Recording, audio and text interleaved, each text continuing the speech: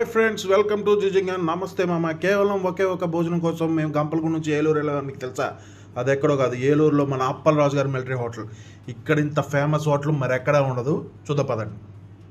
Hotel entrance ఉంది మామ. పాతకాలపు ఇళ్ళల్లో ఎలా ఉండేదో అలా ఉంది మామ. అంబియన్స్ అయితే మామూలుగా లేదు.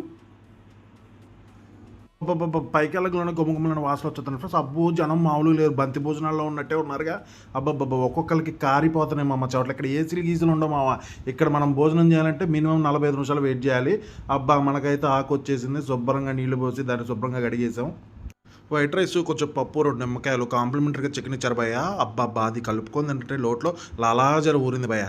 ఇక అది అలా ఉండగా ఒక ప్లేట్ చేపల పులుసు చెప్పేది. ఇక్కడ ఉన్న వెరైటీల నుంచి మనం అయితే చికెన్ ఫ్రై, లివర్ ఫ్రై, దాని తర్వాత రొయ్యల ఫ్రై, దాని తర్వాత చేపల ఫ్రై, దాని తర్వాత ఫస్ట్ టైం పీతల ఫ్రై ట్రై చేసాం ఫ్రెండ్స్. అద్భుతంగా ఉంది. అబ్బా, తింటుంటే చెమట మాత్రం కారి భోజనంలో పడుతుంది. అదొక టేస్ట్.